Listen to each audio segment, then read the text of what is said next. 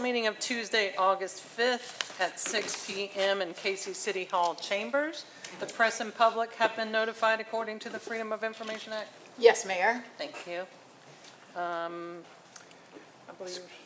Yeah, Mayor, if you'd allow me, I'm going to expand a little bit. When Mindy called and asked me to have prayer tonight, I began reflecting upon the past week. And I recalled church this past weekend when they were talking about prophetic affirmations. And a prophetic affirmation is a positive declaration that affirms one's identity as we are all children of God. And that went on to say that there's later in life sometimes what they call a slingshot moment. And the slingshot moment is where your affirmation that you've made to somebody early in life really comes back to be an encouragement to you. And it reminded me about 3 weeks ago, my wife Gay, who's here tonight with me, we were at Just Us Cafe, and a gentleman walked by the table, and he said, you don't remember me, but I'd like to have a seat with you all if you don't mind. And I can only imagine what you guys would think, just like we did. And we said, sure, sit down. And he said, as a young police officer, you recognized me many, many years ago down in the Pocomo area and later in the Hillview Apartments area. He said, you pulled me to the side and put your arm around me and said, don't go that direction. You're a fine young man, and you can really do some wonderful things in life. He said, and you gave me direction at that time as a young police officer, and I took that direction. And then he later he introduced himself as Pastor Nicky Wilson of Brooklyn Baptist Church, as well as of New Vision Ministries. That's that slingshot moment. And those of you who know him, I didn't recall that was a young man that I had an opportunity to affirm. Who are we affirming every single day? It just makes you think for a moment. Do we have an opportunity to affirm people? So let's pray. Our Heavenly Father, may we provide affirmation to others every single day. May we see the good in others, and may we encourage others. May our city be a sanctuary of goodness for others. And may you decide to use each and every one of us to seek your will so that we provide affirmation to others. Father God, bless and guide this meeting tonight. As always, Father, just please keep our staff healthy, safe in all that they do. And be with our fellow member of council as he is away tonight. Just bless all that we say and do and make sure that it's, Father God, in line with what you would see fit. And it's in your Son, Jesus' name we pray. Amen. Amen. Please join us for the Pledge of Allegiance. I pledge allegiance to the flag of the United States of America and to the republic for which it stands, one nation, under God, indivisible, with liberty and justice for all. We have before you a number of council meeting minutes. There's a request for approval of minutes from June 3rd, 2025, the public hearing and regular council meeting, June 18th, regular council meeting, July 8th, regular council meeting, and July 15th, council work session. Is there a motion to approve the minutes? Move that we approve all 4 sets of minutes. Second. Thank you. Any discussion? I'll call the question. Mayor Pro Tem James. Yes. Councilmember Thomas. Yes. Councilmember Sack. Yes. Mayor. Yes, thank you. So moved. We have public comment regarding items on the agenda. Mayor, we have 3 people signed up. First is Cayce Lawson, item 3B.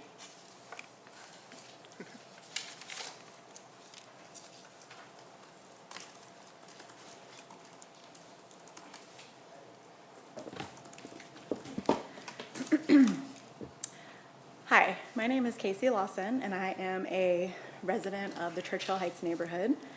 I'm here today to raise concerns over the impact to our safety with the Fairfield Inn development in our neighborhood.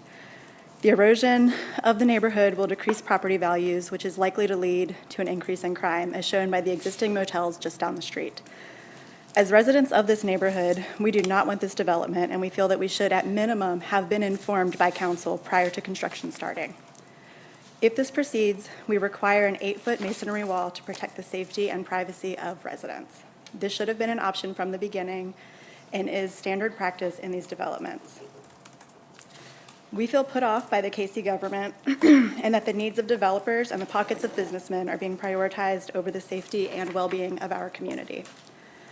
I would like it on the record that after having spoken with the mayor, we realize that not everyone is being given the same information. These inconsistencies deepen our concern that the safety and well-being of our neighborhood are not being prioritized. Per text, Councilman Sachs communicated with the mayor that somehow the consensus that worked for everyone who commented was Thursday, August 14th in regards to the meeting for this development, despite residents asking for a meeting sooner. And when referring to communications in our neighborhood group, we were told the 2 dates that work for staff are Thursday, August 14th and Monday, August 18th. We find it curious that the first available meeting date, despite neighborhood members being willing to meet expeditiously, was 18 hours before the deadline for anyone who wishes to run for the District 3 council seat. This further deepens our concern as a community that there are other factors aside from our safety and well-being influencing decision-making. We look forward to working together with council and KCPD to address these concerns. Thank you for your time. Thank you, Ms. Lawson. Are you Ms. Rose? I am. Okay, so next is Alice Rose, item 3B. I want to start by thanking the Cayce Police Department, Chief Bruce Wade. They really are amazing. I've lived in a lot of areas of Columbia, and I feel very safe in my neighborhood. And I know that that's in large part due to what they do, and they do it in a way that I don't notice their presence. And I really appreciate that. I do, however, also live in the same neighborhood as Cayce, Churchill Heights, and I am concerned about my safety with this development that is going in, with who knows who staying in such close proximity, not just to my home, also my child's bus stop is right next to the development. We have gotten very mixed answers as to whether or not there's going to be a wall, what the wall is going to look like. And I'm just concerned about people being drawn to, or staying in that hotel and having access to like my child. And I lived in the neighborhood when Faye was taken, and our law enforcement was amazing what they did and how they handled the situation, and I'm so grateful for them. And that is not something that anybody should ever have to go through. And I've felt safe since then, and I'm calling my safety to myself is being called into question because of, you know, crime is its proximity and its motive and its opportunity. And, you know, I'm very concerned about things going downhill in my neighborhood in spite of how amazing our law enforcement is. So we have felt kind of an urgency to talk about this. So thank you for listening to us. Thank you, Ms. Rose. Next is Mr. Paul Gregory, item 3B. Good evening, everyone. First, I want to thank the council for allowing us the opportunity to be able to speak and voice our concerns. Like my neighbors, I shared the same concerns for the Churchill Heights community, which my wife and I just purchased a home in a little under a year ago. Part of the reason that we were drawn to the neighborhood was the quiet nature of it and the safety of it. With hotels, we don't know who's coming in. We don't know how many people could be ending up back in the neighborhood. And as one of my neighbors has just spoken, opportunity sometimes leads to bad things happening. I also agree with my other neighbor in saying that we demand an 8-foot retention wall separating the hotel from the neighborhood. And at some point in time, I would like an answer from this council as to what they're going to do to ensure myself, my family, and my neighbors, what they're going to do to keep us safe. Thank you. Thank you, Mr. Gregory. That's it, Mayor. Thank you. Next, we have a presentation by Ms. Juana Saavedra on the eternal flame at the Cayce Police Department.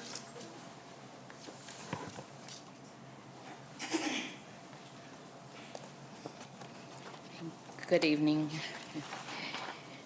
So, I wasn't really sure what it is specifically that you all wanted or what it is that was being looked for. So I just give you a little reason of why it is that we did or why I guess I chose the Eternal Flame to be placed there. So as some of you all may know that before Drew was killed, I had just started with Cayce. I had only been there for about 2 months. And throughout that entire week, I spent a lot of time with the bars and with friends and family. And I heard many different stories of the kind of person that Drew was, how he was such a kind person, would be willing to drop anything that he was doing in order to help somebody in need, whether that was a friend, a family, somebody he came across in itself. So they described him as though he was a light to everybody in itself. And so the eternal flames are used to memorialize, honor, and remember those who have fallen. It serves as a perpetual representation of the ultimate sacrifice individuals have given and serves as a powerful symbol at sites dedicated to those who have died, particularly in the line of duty. The flame can also represent the transformation of destruction and renewal. That's why it is that I chose the Eternal Flame, because that gives everybody who comes to Cayce, whether it be to the department or up to City Hall or whatever, if they stop by, if they see it, they're gonna ask, hey, what's that for? What's the reasoning for it?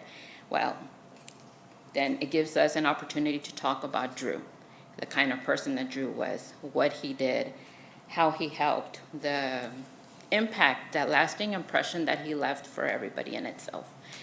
As well as it's the perpetual, so it's the continual light that I would like to see shown for everybody. That same way that he did, that he helped, I would like that to be something that is continued. So if anything, what I would say is that to allow everybody to be reminded to be kind, be a friend, be a light to somebody else, just like Drew was to us in itself. Thank you. Any questions or thoughts? Thank you, Juana, for doing that. Thank you for recognizing the memory of Drew. And I know it stands there for other officers as well, such as Bill Illingworth, who previously died in the line of service. And I can't think of anything better than the Eternal Flame to be able to keep the light shining.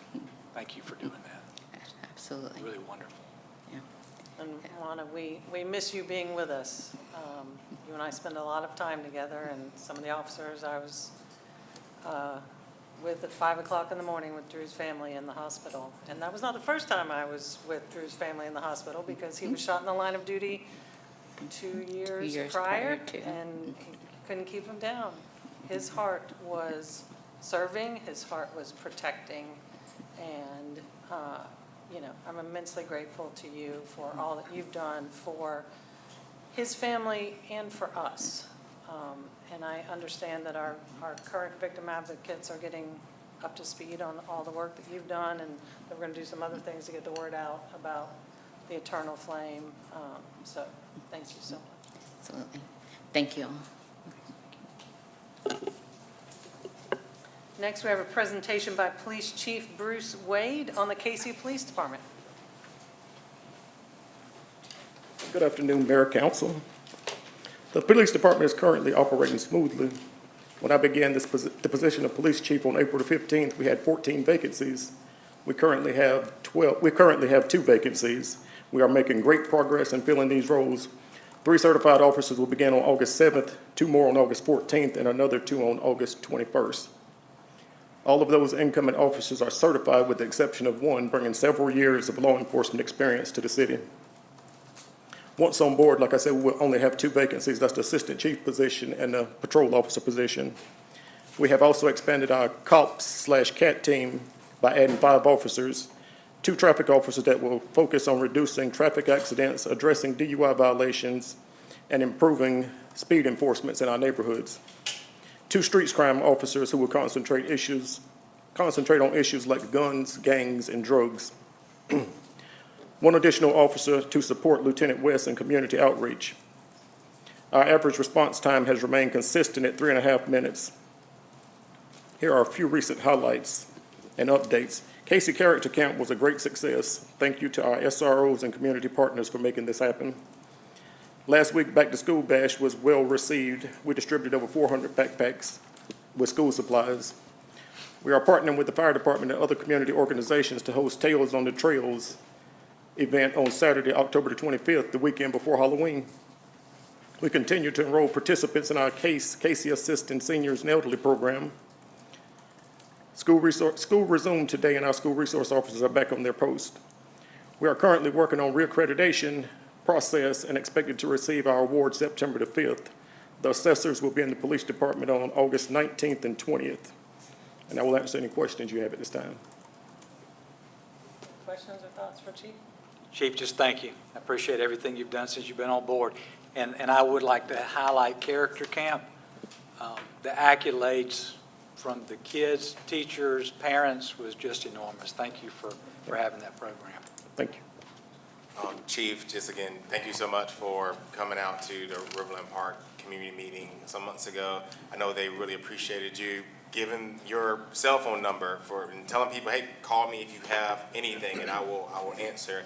People really appreciate knowing that they have a chief that will talk to his constituents. So thank you for that. And just quick question in regards to, is that time of year, school, and football season and everything? How any concerns with like traffic and everything coming up, or as you're new man in charge, what's your thoughts on how we're going to make sure we keep things flowing in Cayce as we have school and football traffic comes through Cayce? Well, definitely the first 2 weeks of school, usually chaos with the traffic, in which we do have officers out there in the morning time directing traffic, and we will also have officers at football games. Okay, perfect. Chief, 14 vacancies down to 2 is amazing. Thank you so much for your work so far and for everything you've been doing for us. This morning I went to go grab a cup of coffee, and I went to go pull out of off Cupstead Street onto Airport Boulevard, and there was an accident that looked pretty rough right there with ambulances already on scene because the first priority is right there near where I live, and I called it in, and they were already on the way. It was amazing. They pulled up. By the time that I got off the phone, blue lights were already there surrounding them, and it was just, the response times are phenomenal. Thank you so much, and I greatly appreciate y'all kind of picking up a little bit of coverage over on Knox Abbott. Now with the students coming back, I see a lot of license plates of students from out of state that are rolling through Knox Abbott, going a little bit faster than 35 or 40. And I've seen y'all starting to college students. I've seen y'all starting to pick them off here and there. So I greatly appreciate that, given I drive that road 2, 3, 4 times a day and see that. So thank you for all you're doing for us and for the department and for our officers. Thank you, but I have to give the credit to our staff. They're the one bringing these people on, not me. And Chief, I'll just add, thank you to your team for always inviting me to read to the kids. It's one of my absolute favorite things, so I enjoy getting to do that at Character Camp every year. I pull up my kids' favorite books from when they were little, and it's just great to get to share that with all the students that y'all protect and help grow into great people. So thank you for that. And the Back to School Bash, we missed you guys, but next time you're going to have to dance, Chief. I can't dance. Eddie West was out there dancing, and I was out there dancing. We had a whole crew, but we'll get you out there dancing next time. Thank you, Chief. Next, we have discussion and approval of the Lexington County, South Carolina Opioid Recovery Fund Agreement. Thank you, Mayor and Council, and good evening. Again, this is a great spotlight for our tremendous staff. Lindsay McCabe and her opioid settlement recovery fund program has done amazing things. This is a proactive attempt on her to get more funding so she can do more things, and she's been doing amazing things and well recognized throughout the city, county, and the state, and others. So this is an agreement with us in Lexington County. you can call it a grant, but it's really money that she's using that Lexington County is not at this particular moment. And again, kudos to her for thinking about this. This is going to help her get a vehicle and a horse trailer for her T program, the Therapeutic Equine Program, and then, of course, expand her program and assistance. So at this time, staff recommends that council approve the fire department's request to accept the opioid funds in amount of $309,000 and allow the city manager to enter into an agreement with the county of, or Lexington County as described in the grant, and our attorney has looked over the documents and he is okay. Wonderful, thank you. Is there a motion for the staff recommendation? Motion to accept. Second. Okay, and allow the city manager to enter into the agreement? Yes, thank you. Oh, on the second, yes. Thank you. Okay, any discussion? I wanted to mention, I had the privilege back when I worked at the Institute of Medicine and Public Health to work with Day Otis in the Attorney General's office to write a guide on the approved uses for investing the opioid settlement funds, and I never would have thought that we would be here today accepting some for a therapy horse, which is very interesting, very awesome, and amazing to have Muffin with us. Such a unique opportunity to leverage. Yeah, thank you so much to our Community Risk Reduction Manager, McDade, for all of your hard work. Thank you. I'll call the question. Mayor Pro Tem James. Yes. Councilmember Thomas. Yes. Councilmember Socks. Yes. Mayor. Yes, thank you, so moved. Next, we have discussion and approval to move forward with the Hazard Mitigation Grant Program application. Again, good evening, Mayor and Council. This is again to make sure that we're heading in the right direction. Council had requested us to continue to look for funding, grant funding to address our stormwater needs in the avenues and around our city. This is an opportunity, and we have started the process. We just want to make sure that we're heading in the right direction for this process. So we initiated the process to apply for the Hazard Mitigation Grant Program. We're working with our engineering firm. Their design has us requesting in the neighborhood of $21.75 million. And with that would be a match of $7.25 million for the city of Cayce. As we move forward and to get direction, we were just looking to make sure that council's aware of that and they're still comfortable with that as we move forward. Of course, we will flex all opportunities to try to look at our partners and other avenues to help with that matching funding. But since that is a big amount of money for us, we want to make sure that we're still heading in that direction. So staff recommends council approve staffing continue with the grant application process. And a funding source will be assigned, of course, in the future. This does not at this time tie us to any funding source. And when the grant is awarded, staff will return that to council for your approval at that time. But this is just to make sure that we're heading in the right direction, and we should continue the grant process. It is due on September 1st. Sorry, Mayor. Thank you.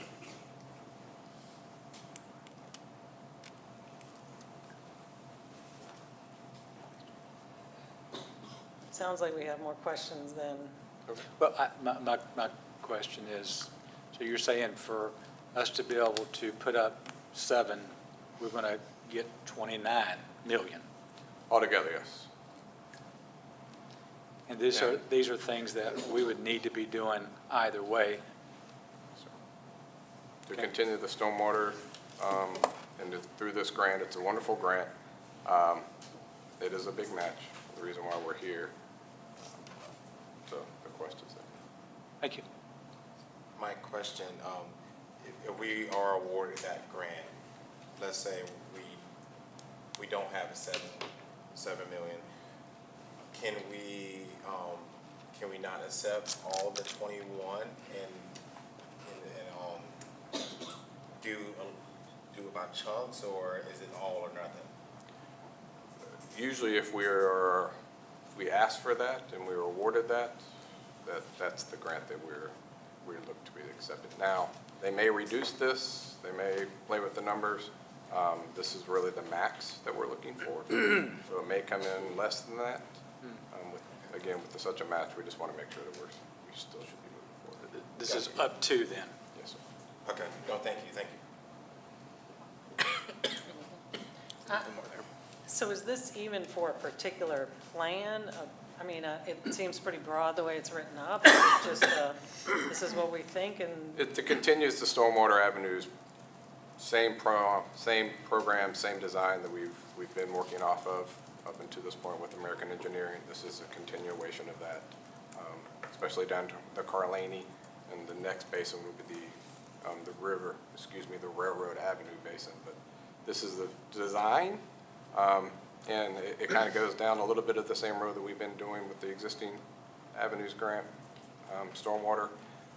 Try to get it maximized as much as we possibly can with the funding and the cost. So this is hopefully to get us through all of those basins down by the riverside.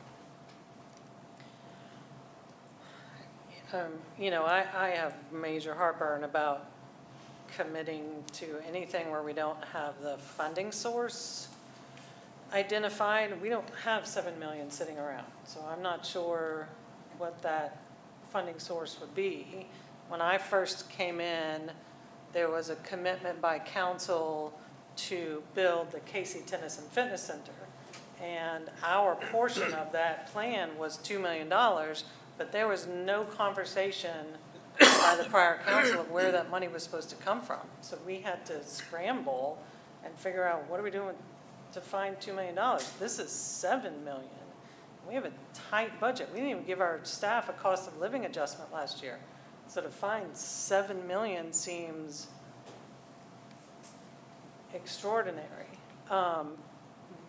You know, just a reminder for everybody in the room, since we have a packed house tonight, many of you have heard me say this before, but it has typically been our commitment that we will be happy to coordinate the solution to stormwater issues, but we are not the funding source. We are the lowest funding entity of all the partners. So if you look on your property tax bill, you'll see the city, and it's a very small amount. Then you'll see the county, then you'll see the school board. So, you know, the storm drainage doesn't usually come from the city. Most of it comes off of roads, which are either county or the state. They're not owned by the city. So we need those partners, the county, the state, the federal partners, to help with the solution. We'll coordinate it, that's fine, because we're here, we know what makes sense, and we're good at navigating grants and projects, but I wish our lobbyists would have said, you know, here's some suggestions on how we might be able to partner to figure out where to get the other 7 million, or at least a portion of that, but I don't know how we put that on the citizens. Any other suggestions? If I may, Mayor, I think the mayor's concern is probably felt by all of us on council. And you said that September what is the date that you would have to put this in by? It's the 1st of September. So that gives us another meeting. But I find that tonight, I don't know that we've got all the answers to what we really want. And I certainly, Mayor, don't mind reaching out to some of our county folks, because you're right. What are they going to bear in this burden if we were to do something like this? And would they assist in any way, shape, or form? And let's see what type partners we have before we dive into it. I do understand that it almost sounds crazy just to do away with 29 for 7, but at the same time, it's 7 million that we have to figure out where we come from, and it's certainly for something very important for our community. So my suggestion, if there's an appetite for it for council, just to postpone this tonight until our next meeting, and maybe come back. Mike? That makes sense? Just Yeah, looking for that works direction. for me. Okay. Somebody want to make that motion? I'd like to make the motion, Mayor, that we postpone this particular item, which is 4B, thank you very much, 4B, until our next council meeting. Second. And then what I would ask is, if you're talking to the county, we also talk to our lobbyists, we can talk to our state partners and federal partners and see what kind of answers we might be able to get. And I'll certainly be happy to pick up the phone tomorrow with the county partner If you'd like, I'll go ahead and call a state partner too. See, Sure. Great. Awesome. All right, I'll call the question. Mayor Pro Tem James, yes. Councilmember Thomas. Yes. Councilmember Socks. Yes. Mayor, Yes, thank you, so moved. We have discussion and approval of contract award and funding source for the Riverwalk Boardwalk repair. Thank you, Mayor and Council. We've had the 60-foot section of the boardwalk down for some time. We did have an accident with a sewer line that broke and damaged our boardwalk. At this time, we're submitting to you with the discussion and approval of the contract award of 3D Dirt Works for the repair up to, but not to exceed, $250,000. This will repair the boardwalk section. We'll get them working as soon as possible. This is the estimate they gave us. It is an on-call contractor that we have. So staff recommends that council approve the 3D Dirt Works LLC to repair the boardwalk in a not-to-exceed amount of $250,000 and to authorize the city manager to execute appropriate agreements. The funds will be allocated from the TIF funding, and our TIF funding balance is in your documents. Thank you. Motion to approve, Mayor. Second. You can have it, Byron. All right, so to approve the not to exceed amount of $250 and authorize the city manager to execute? Yes. Thank you. Who has Second. that? Thank you. Any discussion? Mike, thanks for identifying where these funds will come from. I said it before, I'll say it again, that of the many wonderful things our city allows, certainly the Riverwalk is one of those, and it's really been closed for what I would consider to be longer than we want it to be. So as quickly as we can begin working on it, the better off it is. Can you remind us on that timeline if we move forward with this? We don't have a timeline. They really have to get back in there and identify. That's sort of why we put that up to amount on this. The footings for that section of the boardwalk have to be entirely repaired, so we don't have a really good timeline, but sooner. So I'll repeat, the sooner we can get on this, the better off it is. Oh, Lord. Thank you. So it could be a good while. It could be, yes, sir. As soon as you get estimates on time, you'll let Yes, ma'am. us know. I'll so we forward can that to tell you. Thank you. All right, I'll call the question. Mayor Pro Tem James, Yes, yes. Councilmember Thomas. Yes. Councilmember Socks. Yeah. Mayor, Yes, thank you, so moved. We have discussion and approval to amend the 2025 council meeting dates.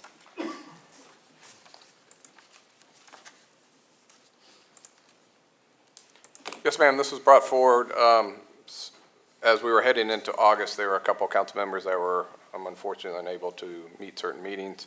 Of course, we have one council member out this week, this meeting, and unfortunately, another council member can't make the next August meeting. So it was brought to our attention if there was discussion of possibly moving the next August meeting, August 20th, to the August 27th date.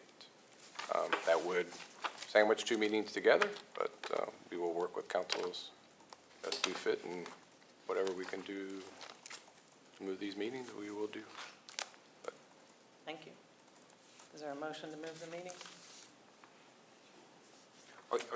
Are you saying that you want to move the meeting for staff, or, I don't, Well, I mean, it was brought to our attention, I mean, we can, it does put us into a crunch of two meetings back-to-back, and council will have to be aware of that if we have a meeting on October 27th, we also have a meeting on September 2nd, which is the next week. Or would the other option be to just not have a second meeting in August and just have the one in September? Oh, I am open to suggestions.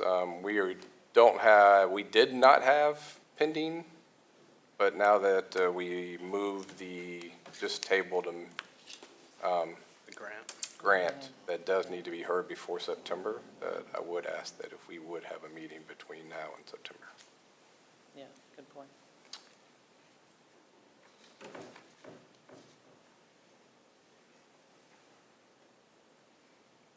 I do know, Mike, one thing, I guess, that I spoke to Jim about before you took this role was trying to prevent doing back-to-backs, because I remember in the past hearing that it was a burden on staff.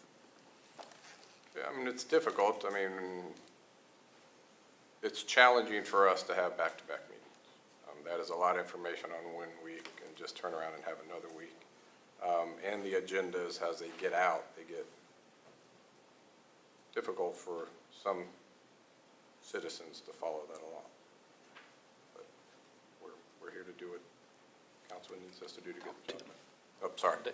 People Yeah, can hear you. no, again, I mean, it's burdensome, but we can do it. I think the agendas is a hard thing, especially for citizens to follow, and we put out one agenda and then we immediately put out another agenda, almost before the other meeting takes place. So it gets difficult, but again, we as staff will do as council would like to Well, see. if we had the one on the 27th, maybe we don't have the one on September 2nd, right after Labor Day. That is an excellent idea. I don't know where the need is, but I'm not available on the 27th, so I wouldn't. I've got it as the regular meeting, but I'm not available on the 27th.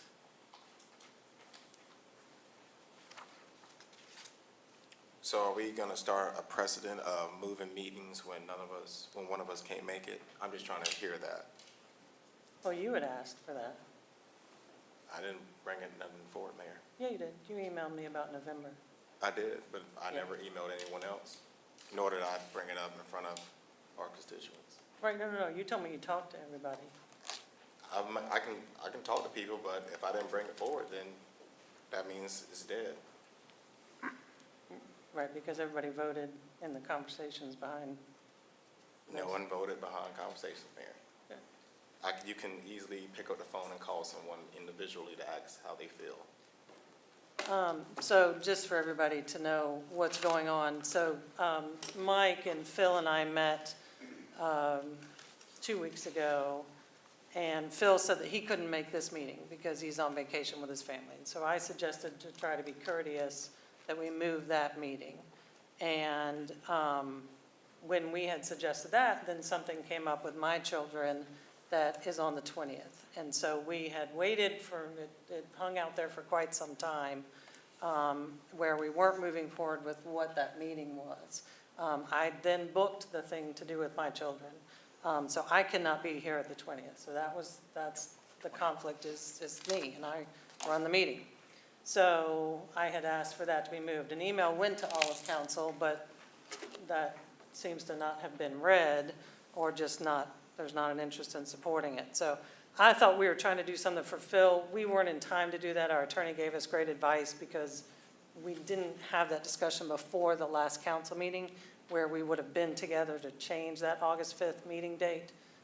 So that's why we didn't change it for him, but we were trying to do that. So I am now booked, and we'll be doing something with my children on the 20th. So I tried to be supportive of Phil, and it took quite some time. I'm now booked. Council got an email. This is, fairly consistent with the support I've gotten from this council, so we can move on. No, Mayor. Just for the record, I did respond in support of that. However, once it was notified by city attorney that we could not move the meeting for Phil, I felt like it was fair that if Phil had to miss a meeting, we shouldn't just reaccommodate for someone else because they couldn't make a meeting. What's fair is what's fair, and if we're gonna set this precedent, then, we can set it, but I wanted to be fair to Councilman Carter due to our city attorney saying that we had to have this meeting, and that's why I'm not going forward with moving the next meeting. Sure. Yes, ma'am. Good. All right, we'll move on to discussion and approval of Midlands Business Leadership Group Riverfront rebranding budget allocation. Again, good evening, Mayor and Council. This is the Midlands Business Leadership Group has been doing a lot of work in the area.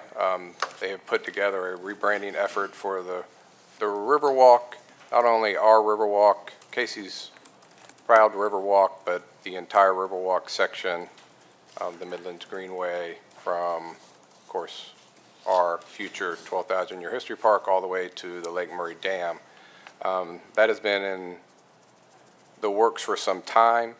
As they go through that rebranding effort, they requested some budget allocations from the City of Cayce to pay our portion of that particular rebranding effort.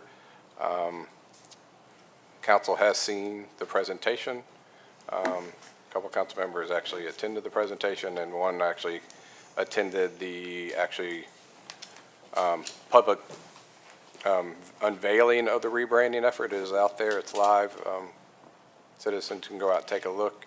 And at this time, staff recommends that council approve the $17,000 budget allocation to the Village Business Leadership Group for the rebranding effort. It was part of the budget and it was postponed because council needed some more information, so hopefully they've had that information to make that decision this evening.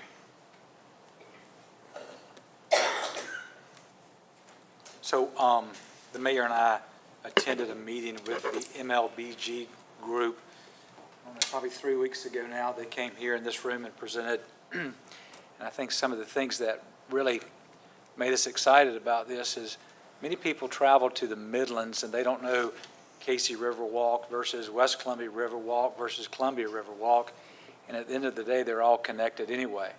And what we're trying to do is to make something that's regionally attractive.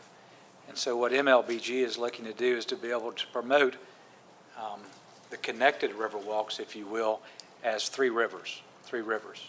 But we don't lose our identity.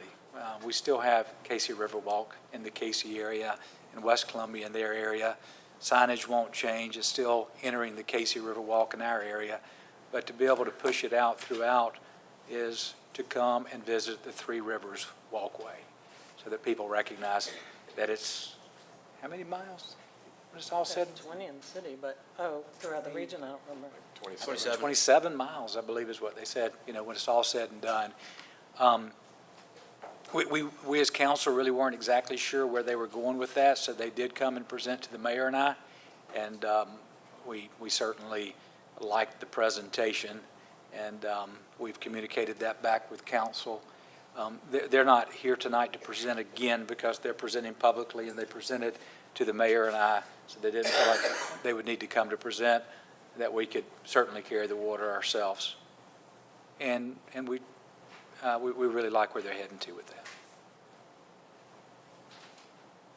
Is there a motion to approve the staff recommendation?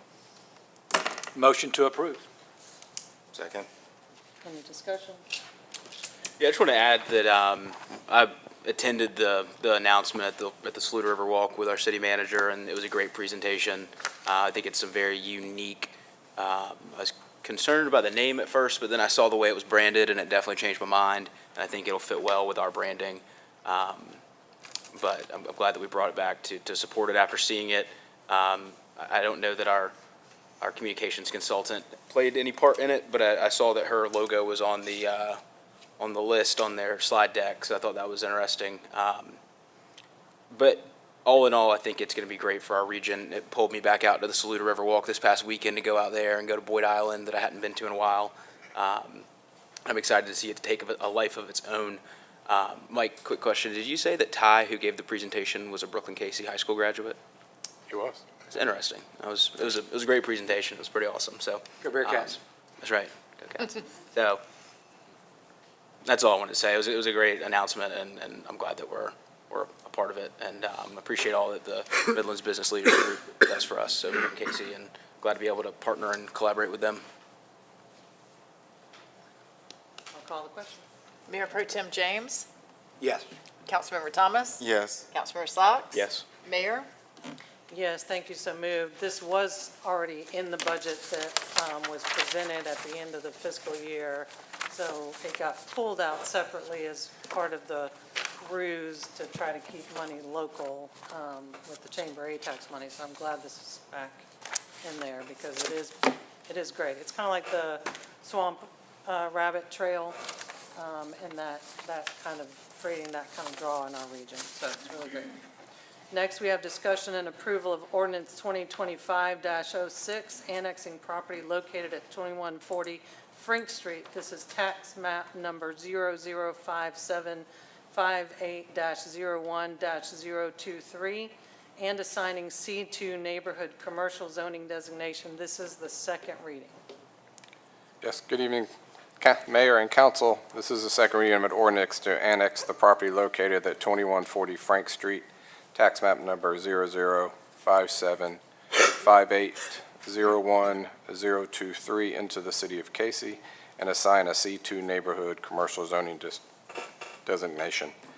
The applicant has requested the annexation of approximately 5.94 acre parcel located at 2140 Frank Street, along with the C2 designation. The C2 zoning district is intended to accommodate the neighborhood scale businesses, so it's the lighter retail and business styles, as such as convenience stores, salons, and small restaurants, using it to serve the local residents and are typically located near major roads or edges of residential areas.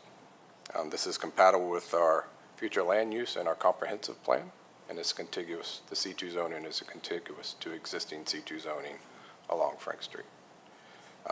At this time, staff supports the approval of the annexation and rezoning based on its alignment with the zoning and the plan, and asks that council approve the annexation and the C2 zoning designation. Thank you. Is there a motion? Motion to approve. Second. Any discussion? Mike, can you remind us what the use is and inform everyone here on the need to fill donut holes around the city and Well, that we're working to? Sure, the annex of donut holes is part of our comprehensive plan and our land use. The applicant is requesting that they put just a personal storage on it at this particular time, but their future intention is to put some commercial space along Frank Street.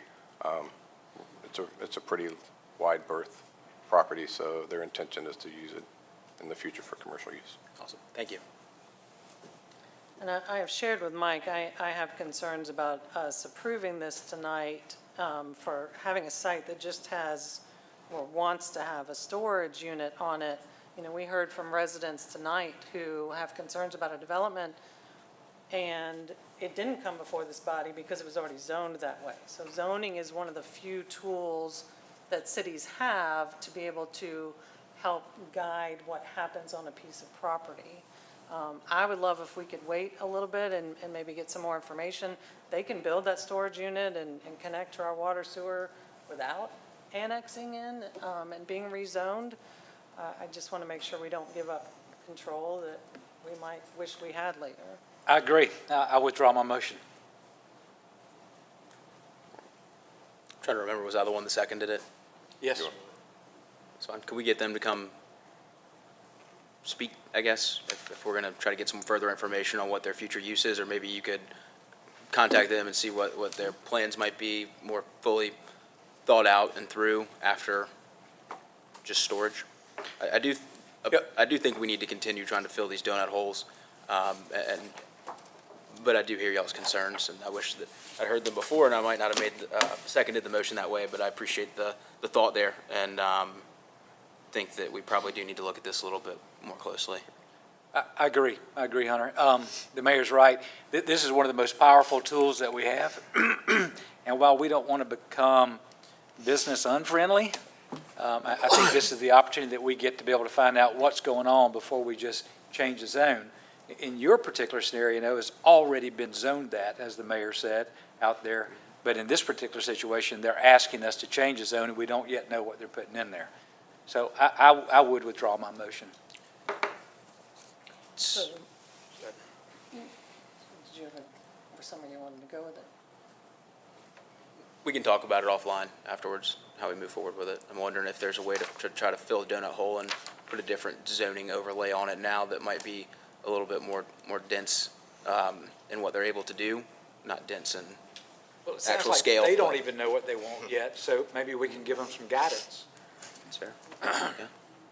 Can I request some guidance on this? And Will, you may Yes, have to step into What if we this. postpone to the next meeting? What about a motion for that? Because if The it's next- no vote and it's denied, you're going to I don't- deny the I don't wanna rezoning deny in it, itself. No. Having you back here, What- you say you're gonna be gone at the next one, so it'd be the following one. Up to you guys. Yeah, Are so we the on a time September limit? meeting. Well, September 2. I think, well, is it, I'm putting them, Testing, testing. Can you hear me now?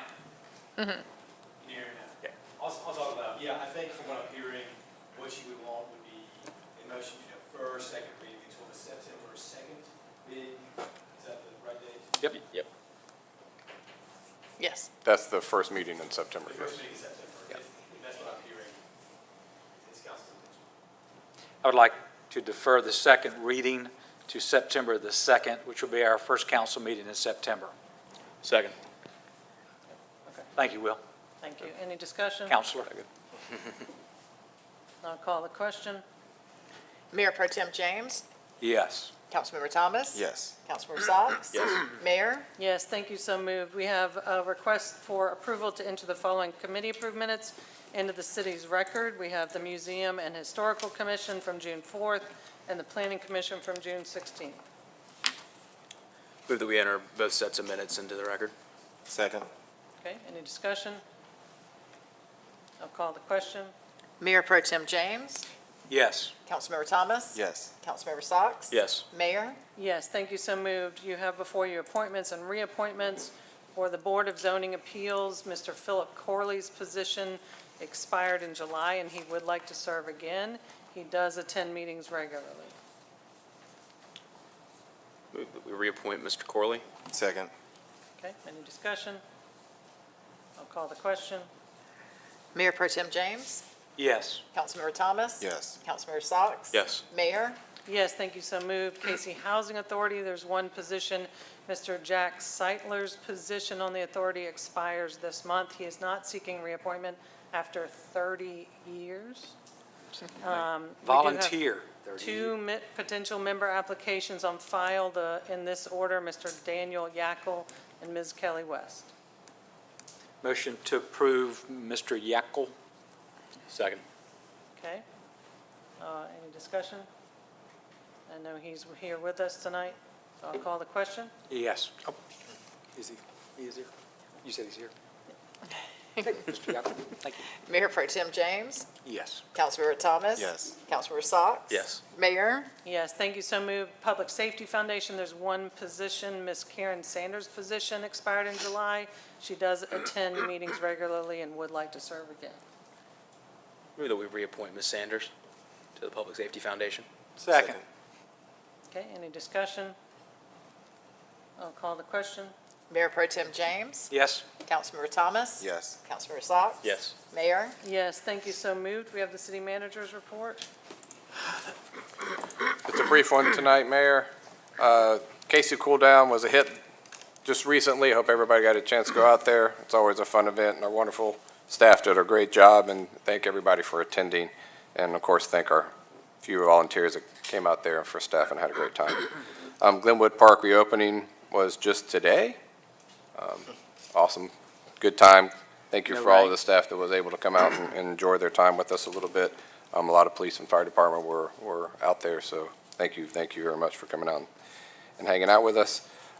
Congratulations to Deputy Clerk Amanda Rowan, who did a magnificent job of digitizing a lot of our records.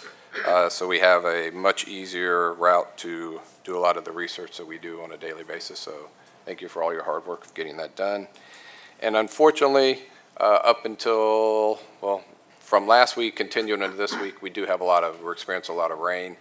We had some closures on the Riverwalk.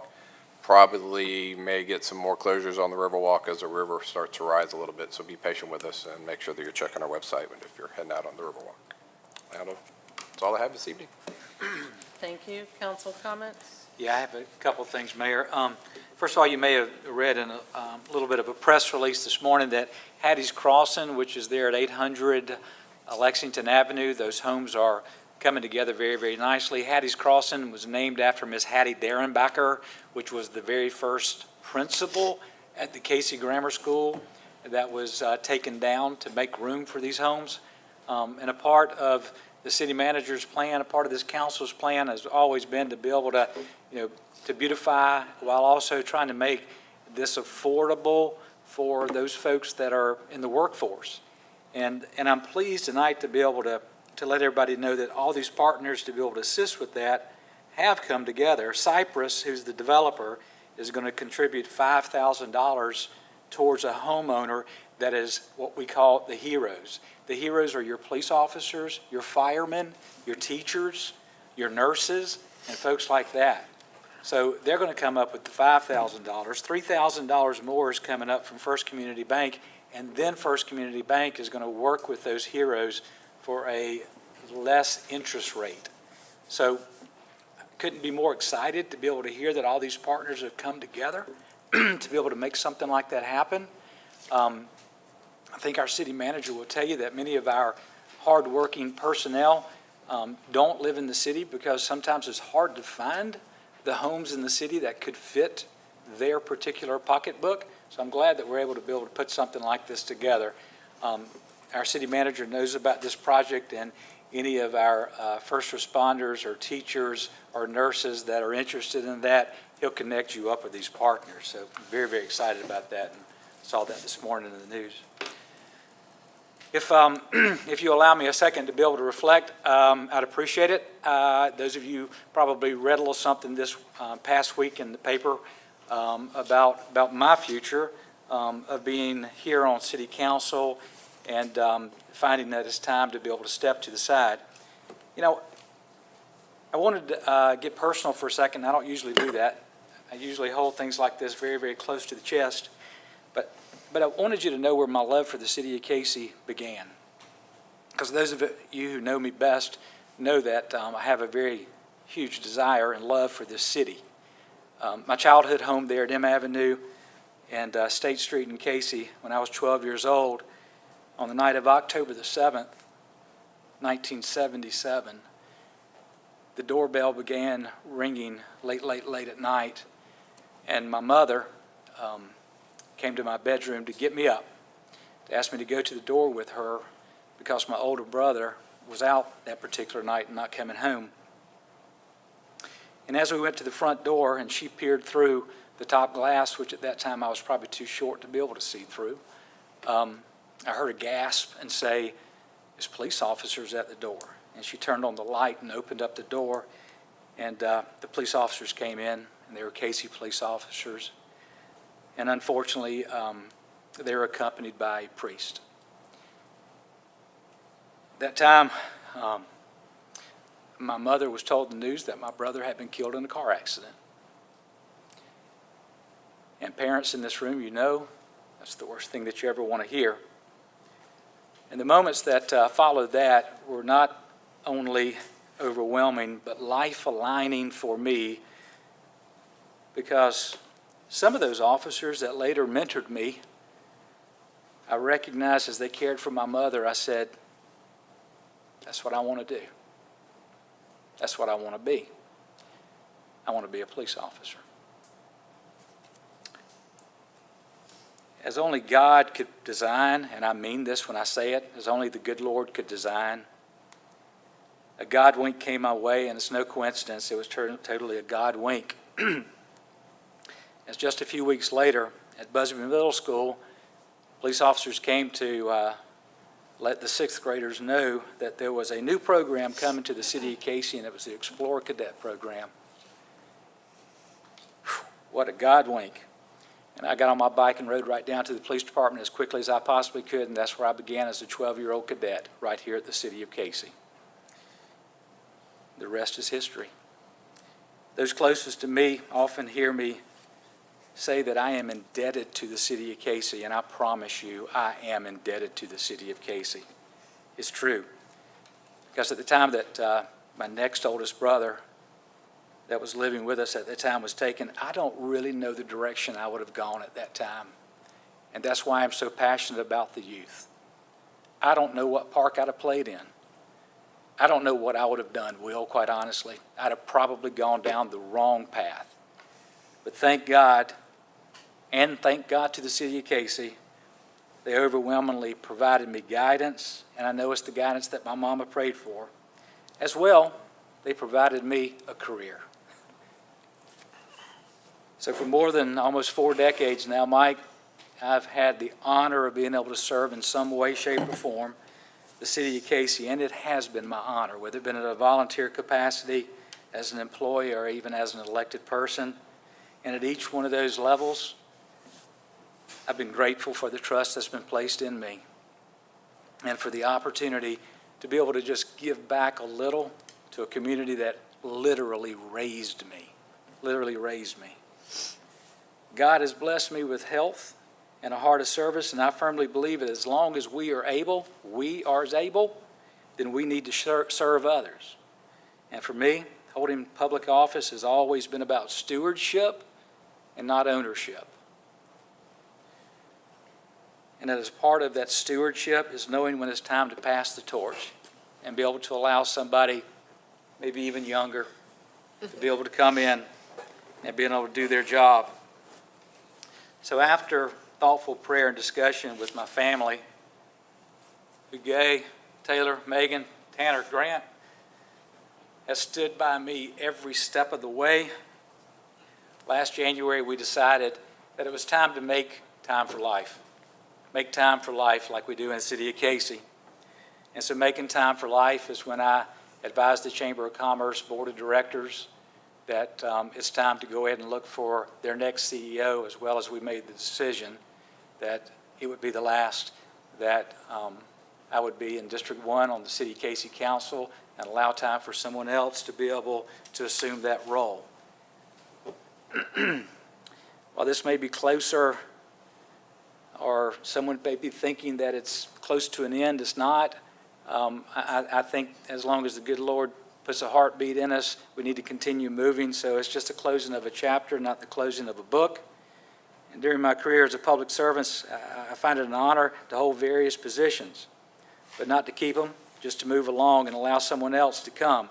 Heard last week again, when you do that and you allow someone else to be able to come in and kind of continue working, you get to see your fruit blossom on someone else's tree. And that's so cool that you can do that. So I leave melancholy, but I also know that this council is in great hands, and incoming will be great hands too.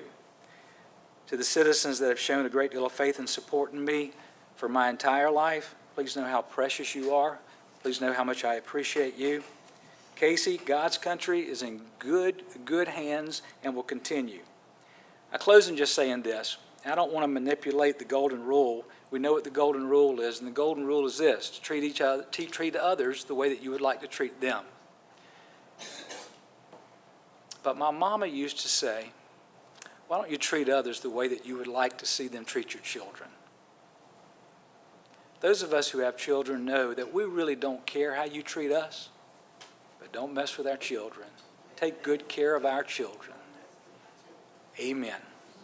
So guys, let's treat each other like we want others to treat our children. Let's treat our city the way that we would want people to treat our children. And I, again, thank you for the greatness of being able to serve as a servant. God bless you and blessings. Thank you. Thank you. Well, Tim, it's been an honor to serve with you. The day after I had won my election, Tim was the first person to call me and congratulate me and tell me that he'd be honored to work with me. And he took me to lunch, and I had a billion questions because I told my now constituents that I'm hungry, and if you give me an opportunity, I'll work, and you'll see the city of Cayce change in a positive direction. And with Tim's guidance, because I know I can call on him for anything, because he's always been welcoming and had a great listening ear. Settled me down a little bit on some of the things, because I'm like, trying to go, because he's been around the block a few times, especially when it comes to his expertise with our police and fire. He set it up here before, but I don't know the magnitude that people understand what it's like to take a bullet for a city. I've never taken a bullet for a city, but he has, and he has so much respect for me or anyone in law enforcement or in fire that's willing to lay down their life for me and my rights, and now as a dad, my kid. So I'm just so blessed to work and serve with Tim, and I'm really going to miss him and his expertise. So thank you so much for the job that you've done, truly serving this city. And I know you're not going to move anywhere. And I know this was brought up before in the past, that you was having meetings at your house, but I just want to let the community know I still haven't been invited to Tim's house.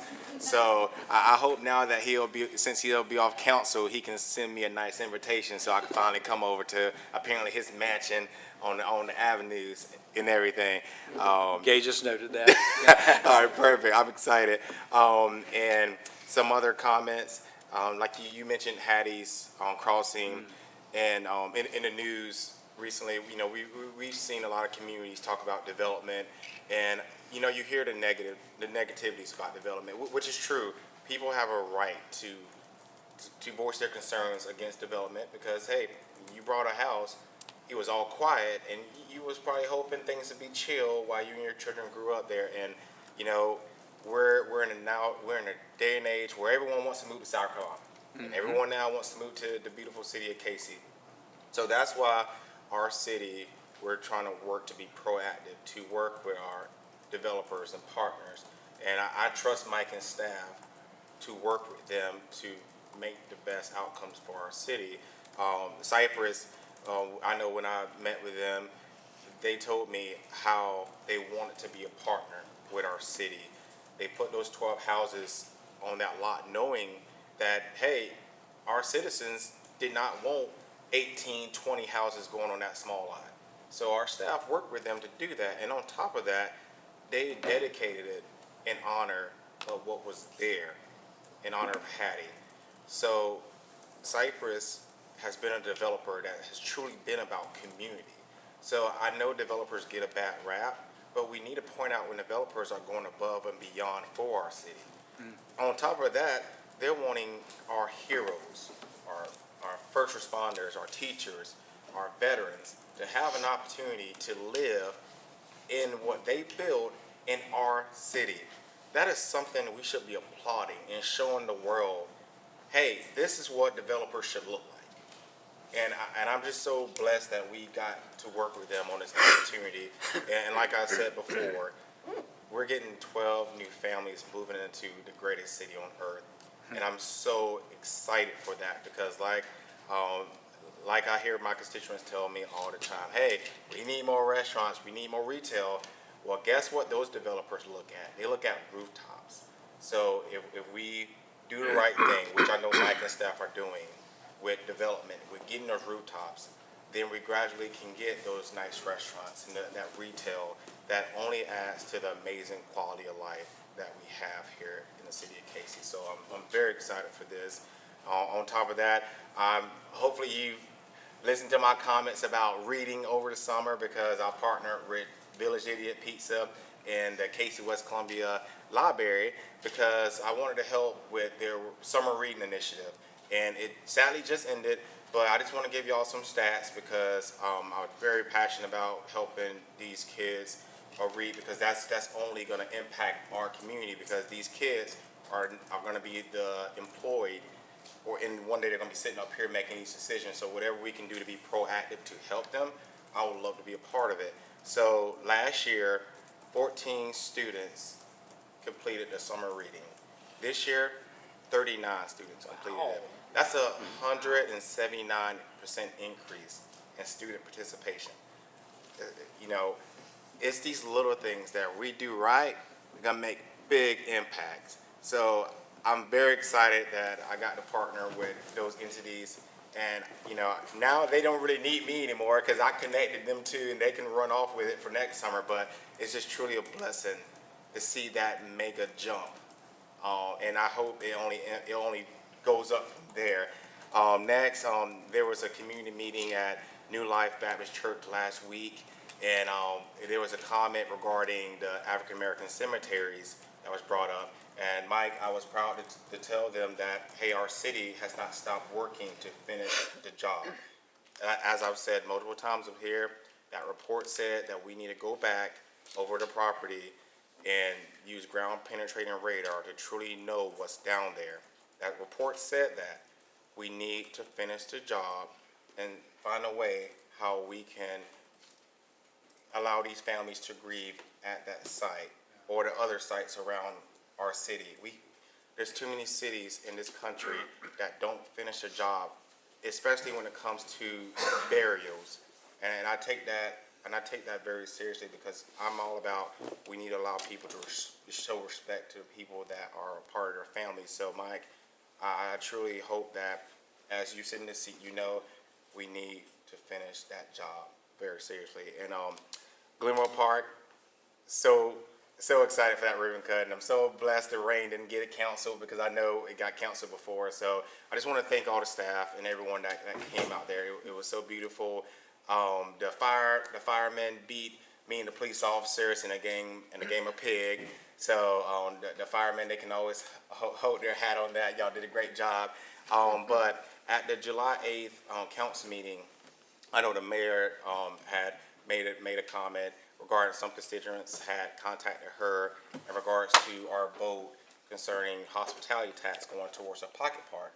Well, the only pocket park I'm aware of that we did vote on this year was Glenwood Park, which I'm very blessed that it is in my district, and I was very vocal about getting it, renovated.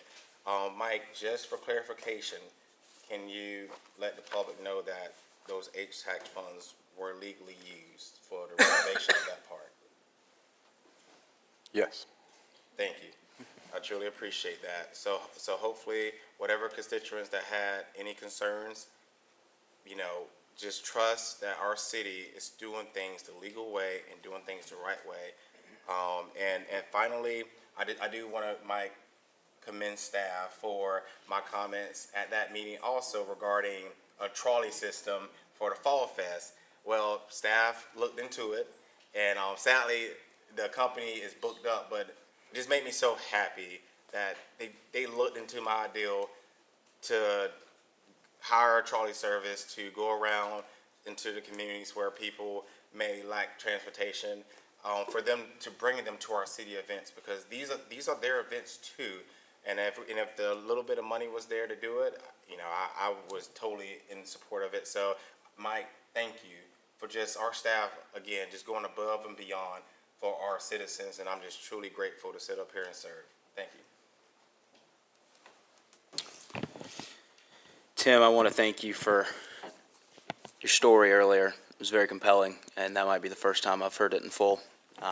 You're a true servant leader, and the city of Cayce and the greater CWC community and region is a better place because of you. You've taken our city and our chamber to new heights. You've left your legacy, and you've cemented it. And I'm honored to have served beside you, learn from you, grow as a person, as a council member because of you, and I'll be sure to cherish these next few meetings with you. I'm grateful for your leadership on and off the dais, and especially your service to the city before you joined up here. Thank you. Thank you. As for Glenwood Park, I didn't know if Byron was going to mention it. I stopped by. I think that everybody was happy I didn't play in the basketball game. I think I mentioned before that I needed to work on my jump shot, and in reality, that's about any shot with a basketball. I'm not very good. Some kids were laughing at me. It was great.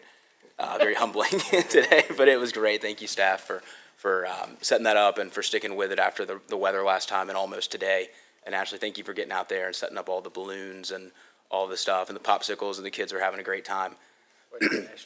I do also want to touch on the Fairfield Inn development briefly. I greatly appreciate the neighbors that came out tonight to speak. I've been talking back and forth with a lot of folks on social media, in person, that live in the neighborhood, and on the phone. And it's an interesting situation where such a big development does not go through rezoning hearings and things of that nature, because it's been zoned that way. The whole corridor, all the way around from really one end of our city to the other, is zoned commercial, and so by right, it could be developed that way. And whenever I found out about the proposal, put it in my newsletter and started to share it as much as I could. And, we weren't really as privy to the county's timeline on approvals and realized quickly that they had approved everything once trees started coming down. And I believe a Facebook post went up in the Churchill Heights neighborhood group, which was great. I enjoyed working with some folks a few years back in Churchill Heights to set up and rejuvenate that neighborhood group and set up and work to grow the Facebook page. And sadly, the size decreased at the meetings over time, and the meetings stopped happening. But I think this is going to be a great way to re-engage neighbors and hopefully get those meetings back started up. But as mentioned before, this is a huge improvement for the corridor. I mean, it's going to be, but I know that comes as a shock to a lot of the neighbors who just had trees behind their house 3 weeks ago that now don't. And so in making sure that we communicate and address concerns to the best of our abilities, I pulled together a community meeting that we're going to host next Thursday at 6 p.m. And we're going to pull together our staff, the developer, hopefully our police chief, the DOT, and others to talk through the project, to talk through the setbacks, the easements, the foliage that will be planted with the development as well. The retention ponds, I got some calls about stormwater issues through there as the 6 Mile Creek runs back there and what was going to happen with the water that comes off the road because we got some pesky beavers back there who love to dam up the 6 Mile Creek. I mean, it's some crazy stuff that goes on back there. We've had the beaver trapper back there a few years back, but regardless, it also buds right up to the business where my granddad works, so I get questions from him as well, and figuring out ways that we can mitigate a lot of the concerns that the neighbors have, and especially in these early phases where the development is really just in the land clearing and leveling phase. And so I really look forward to that meeting, and Mike, I greatly appreciate you providing some dates for us with the August 14th or August 18th dates that y'all could be in attendance, and look forward to discussing the development more, and hope that we can get some large-scale printouts for folks to look at to see kind of what trees will be planted where, and maybe even mark up with the developer in the event that we see the need to change the layout of a few different things to help protect the noise, the light pollution, and foliage barriers to the neighborhood. So I really think that it's going to be great for the corridor. We're about to have the MBLG and Lexington County landscaping improvements along the corridor from the airport all the way to 26. That's over $1 million worth.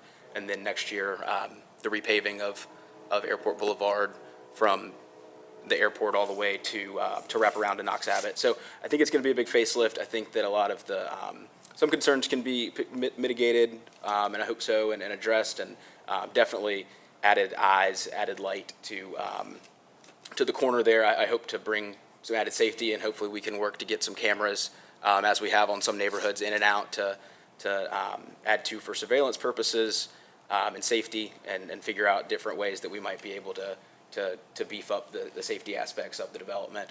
I think that was about it.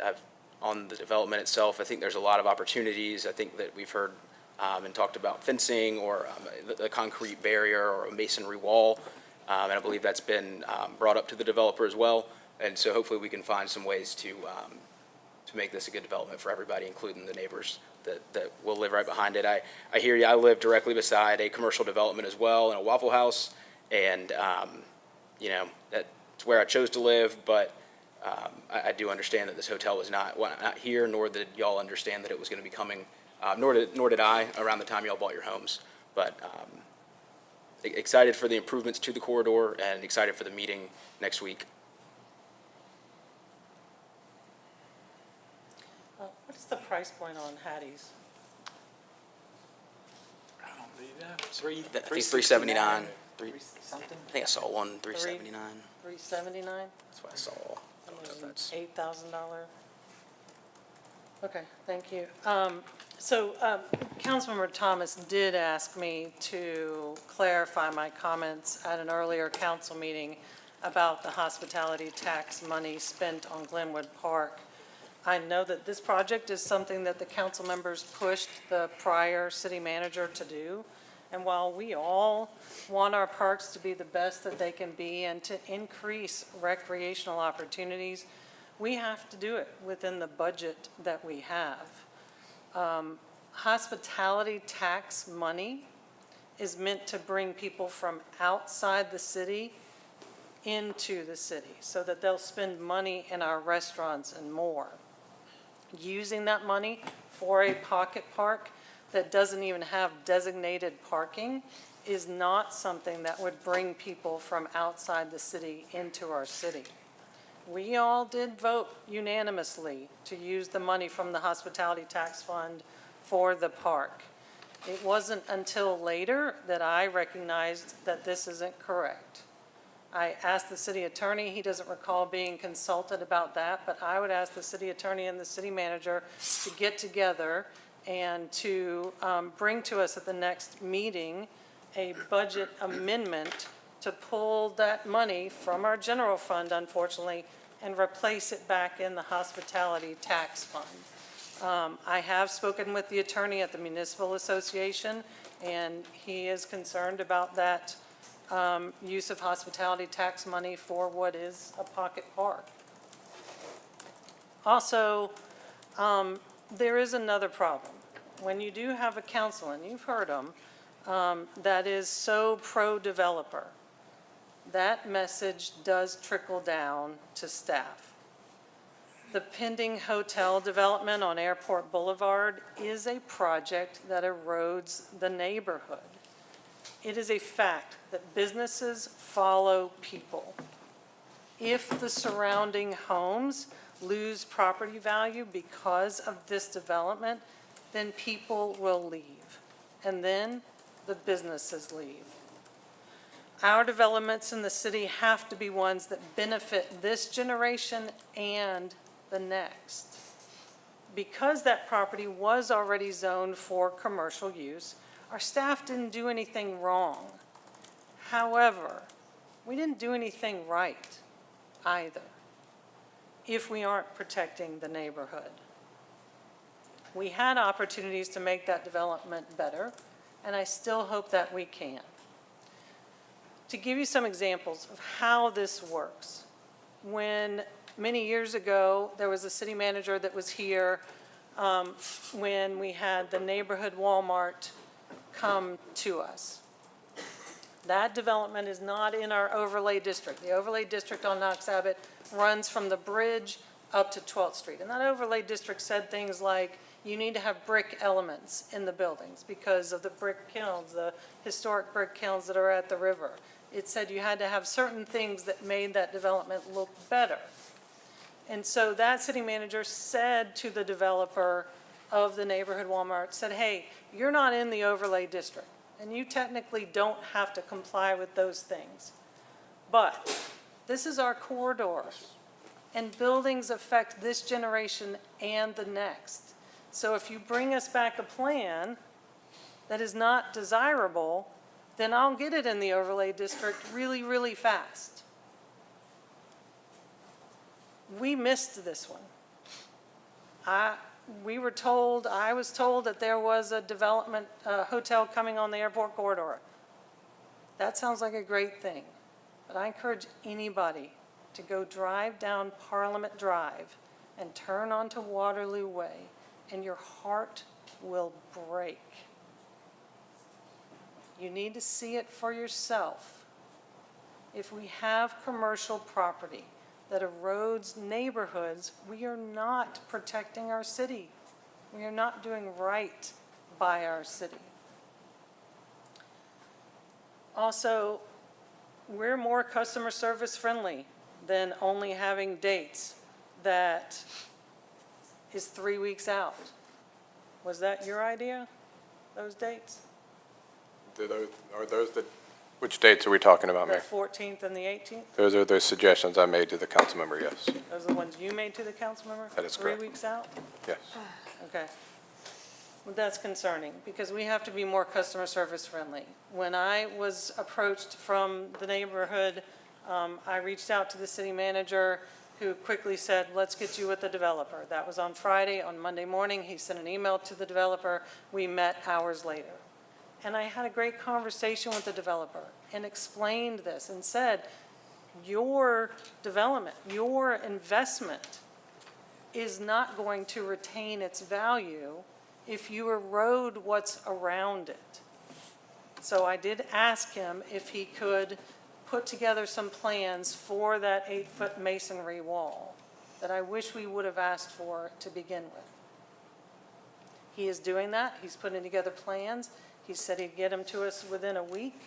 And I'll be glad to communicate anything that I have to the neighborhood.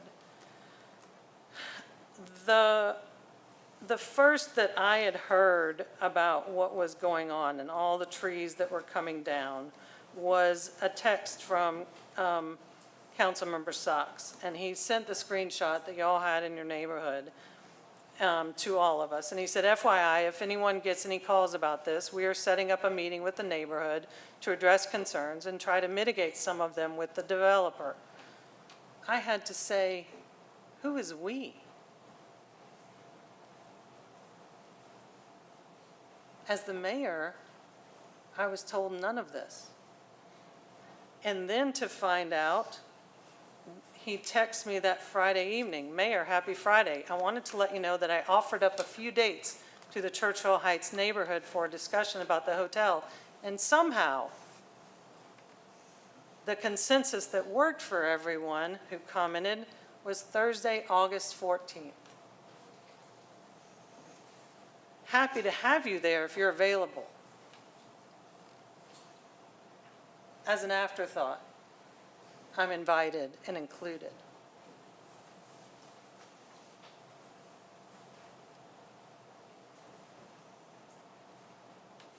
Let's hope that the developer will come through. I'll continue to make other calls. You shouldn't have to wait 3 weeks when trees are being cut now to get answers.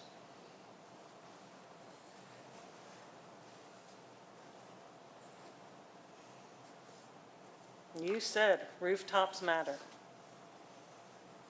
Rooftops matter greatly.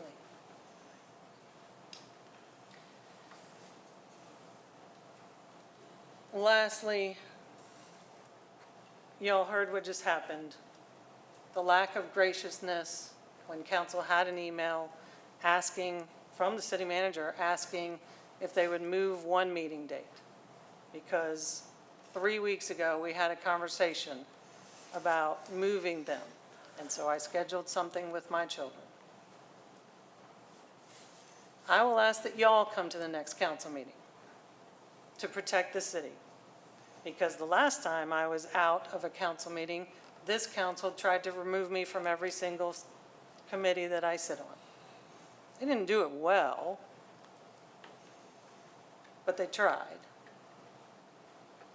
So thank you for being a part of protecting our city. Next, we have executive session for discussion of Cayce Police Department open criminal investigations. We have receipt of legal advice relating to claims and potential claims by and against the city and other matters covered by the attorney-client privilege. We have a claim for improvements to Taylor Street and New State Road, zoning appeal litigation for 1028 Michaelmas Avenue, drainage easement acquisition, and fire truck litigation. We also have discussion of Lexington County economic development projects relating to the proposed location expansion or the provision of services encouraging location or expansion of industries or other businesses within the city. Is there a motion to go into executive session for said reasons? Motion to move into executive session. Second. I'll call the question. Mayor Pro Tem James. Yes. Councilmember Thomas. Yes. Councilmember Socks. Yes. Mayor. Yes, thank you. So moved.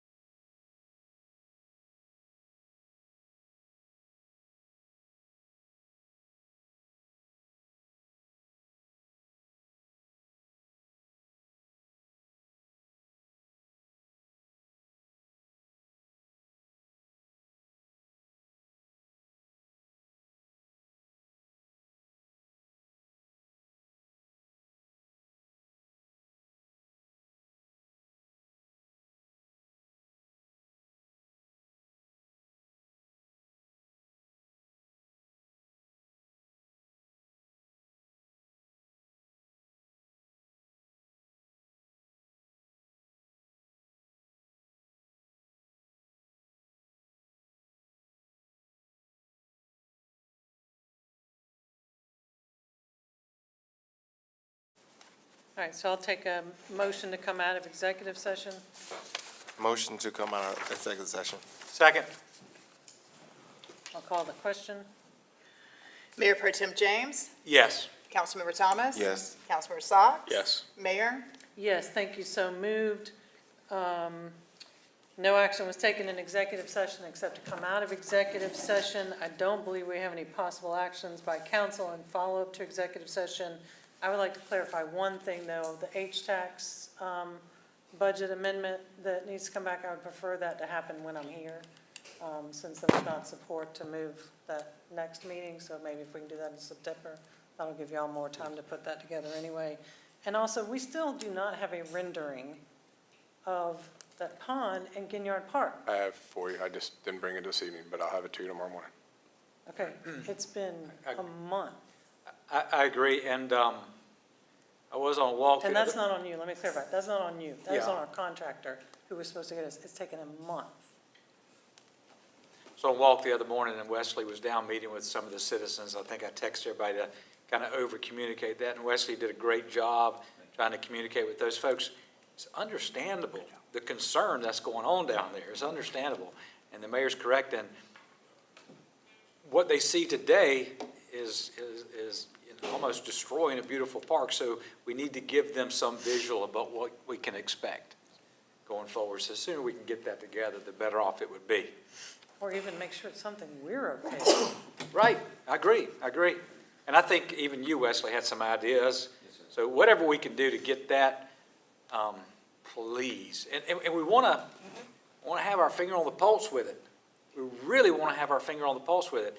Don't get me started. It's just serious. That is serious down there. It looks, you guys been by to take a look down at Ginyard Park? Oh, my gosh. So, I agree. Okay. I know these guys Take are a like, motion to hush. adjourn. Move that we adjourn. I'll second that.